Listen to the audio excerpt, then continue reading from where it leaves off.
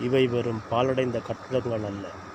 28/3/2025, அதாவது 2 தினங்களுக்கு முன் மியான்மரில் நிலநடுக்கத்தால் இடிந்த கட்டிடத் தொகுதி. மொத்தம் எத்தனை உயிர்கள் பறிபோனது என்பது கிடைக்கப்படாத செய்தி. கிடைத்த செய்தி 100க்கும் மேற்பட்டது என்பது. எங்கு ஒரு உயிர் போனாலும் முதலில் கண்கலங்கி நிற்பவன் தமிழினத்தைச் சார்ந்தவன். அதனால் தான் செய்தியை பகிர்ந்து கொள்ள உள்ளம் நெருடுகிறது. மயான பூமியாய் கிடக்கும் மியான்மரின் ஒரு பகுதி கட்டிடம்தான் இவைகள். மனிதன் இயற்கையை மறந்து விஞ்ஞானத்திற்கு மிக விரைவாகச் செல்கின்றான். இயற்கை எண்ணெயான பூமியை தினம் தினம் விஞ்ஞானத்தின் பெயரில் கொலை செய்கின்றான்.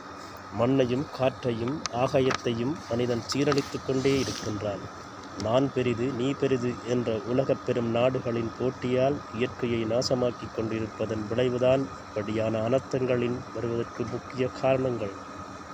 ஒவ்வொரு மனிதனும் இறக்கின்ற செய்திக்கு பின்னால் இந்த விஞ்ஞான உலகமே முழு காரணமாக அமைகின்றது. இதை யாராலும் மறுக்க முடியாது.